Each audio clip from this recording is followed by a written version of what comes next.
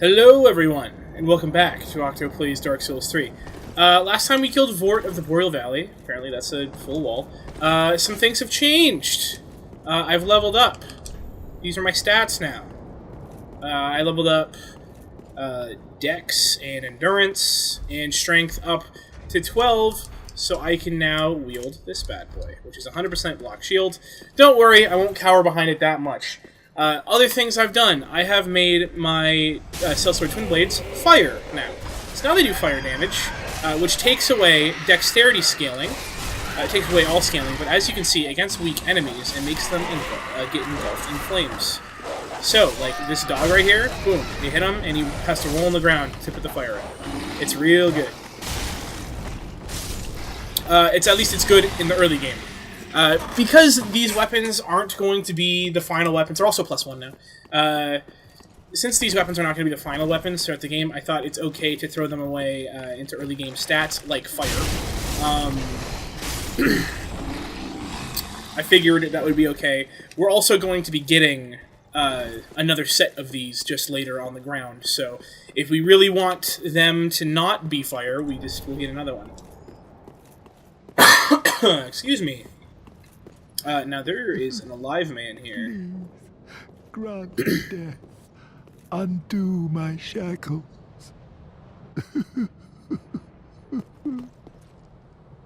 Oh. Oh, then it's true. A champion of Ash as I live and breathe. To be in your presence is a great honor. I am Yol of Londor, a pilgrim, as you can see, only somehow I failed to die as was ordained. Well, perhaps my calling lies elsewhere. Say, champion of Ash, how does the idea of taking me into your service strike you? I was once a sorcerer. Surely I can be of use. Oh, I am honored, truly.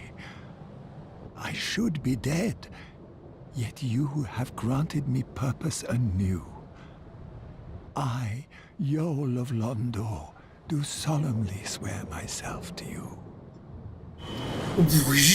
Disappeared.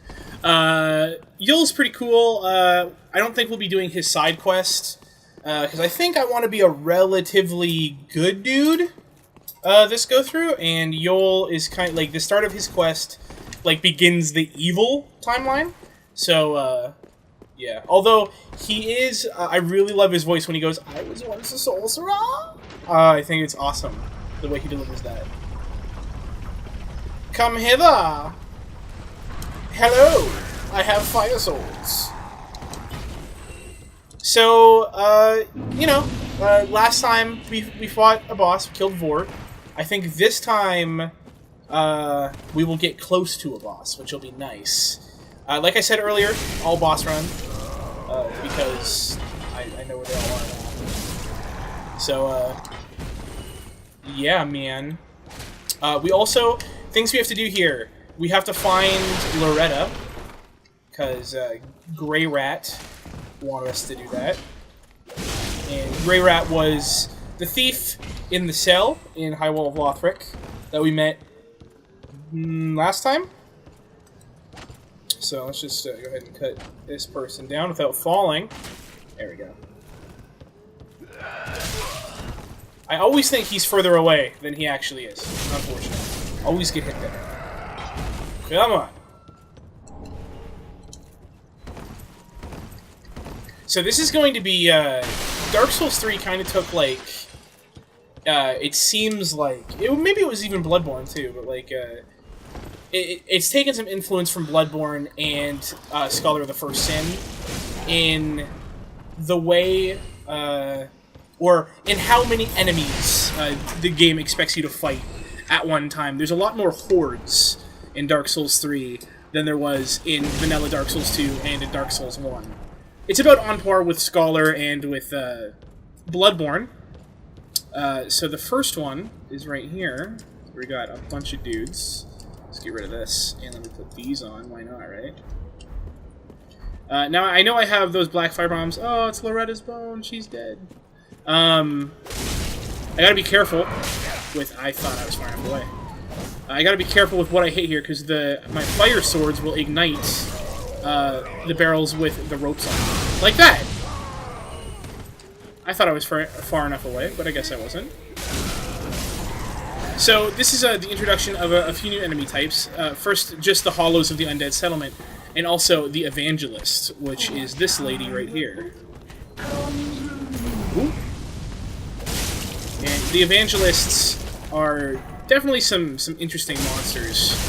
I know everyone who plays the game the first time always hate these guys, always creeps them out. Oh man. But over here lies some pretty good loot, so I figured it was worth killing all these dudes, so you guys could see what's over here. Whoop. As you can see, I have this shield, but I don't want to cower behind it. I mostly just have it because I like the look of it on my back. But every now and then I'll pull it out, mostly for big dudes and boss fights. I'll probably just roll with these two bad boys out for most of the areas. Until we get a new sword, of course. I mean, if we're just rocking with one scimitar, I'll more than likely go sword and board. Unless I have like sword and crossbow, maybe, if I can find a crossbow that fires really fast. I don't actually know. I've never really used crossbows. Now there is an item right there. Just gotta angle it properly. There we go. Got it. I threw a knife at it. That's what I did right there, by the way. Now the kukris are just basically better throwing knives. They're throwing knives that do more damage and they cause bleed. So literally just a throwing knife, but better. Now, I'm not sure if you're playing along with me, but if you are, I'm going to try to do something that I've never done before. And this will help you get an achievement or a trophy. Where did these guys come from? An achievement or a trophy, depending on what platform you're playing on. I've never actually done it before. Even though I have Platinum, where I have all the achievements. I've just never, for whatever reason, never done this. It's not even hard to do, it's just one of those things that I kept forgetting to do. Now, for these guys, I might just whip out my shield because they're jerks. Just shooting at range.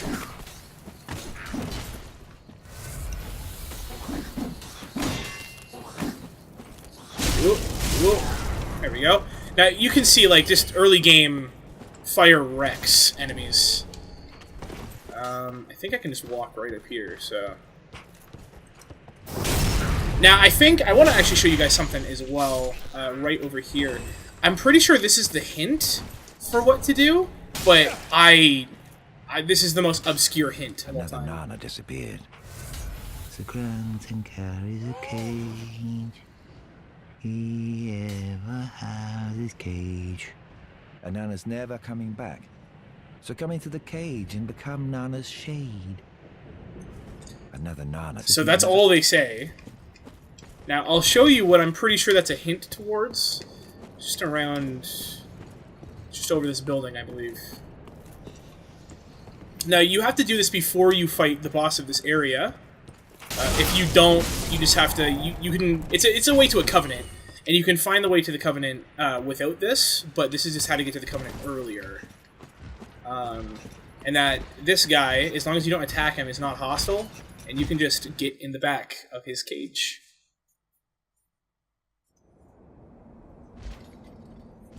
I don't know why you would ever figure this out, because these guys are hostile. Every other one is hostile.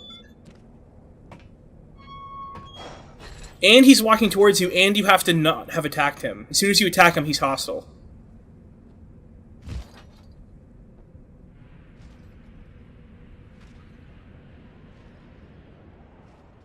But this guy will take you. As soon as I get control, he will take you to a covenant.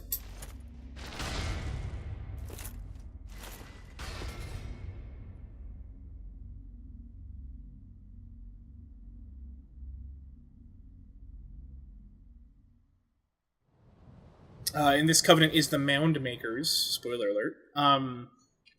But I actually, can you talk to this dude? I've never talked to this guy before. You usually just fight him. Well, what's up? This pit is for hollows, not for the likes of you sane folk. Or perhaps you are a hollow, posing as otherwise? Oh, yes, yes, then we're just fine. It's important to know who you are, but we'll all be mad soon enough. And should you be undead, well, all the more so. Beware, the shackles of the gods are fragile. You might need this. Etch it on your heart if you feel your sanity slipping. Come here to pile up your victims, for that will form your anchor. You'll see when you go mad. They'll be your family. You'll go mad. Take my advice. Use this bone and leave this place. This pit is for hollows, and for the occasional madman fond of piling up victims. You've better things to do, I'd hope. This pit is for hollows. Yeah. I don't know what happens if you kill him here. So I'm gonna do it.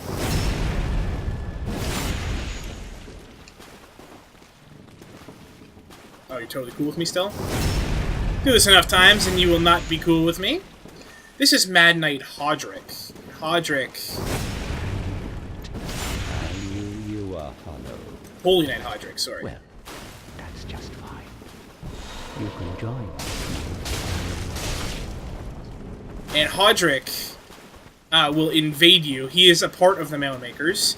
The Mound Makers are the mad purple phantoms that you can see throughout your playthrough of Dark Souls 3. And basically what the purple invaders are there are people that can help you or hurt you.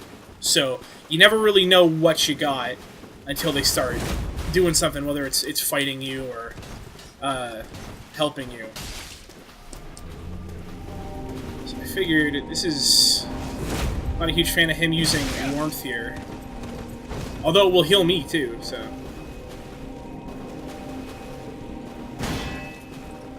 Oh jeez. Oh no!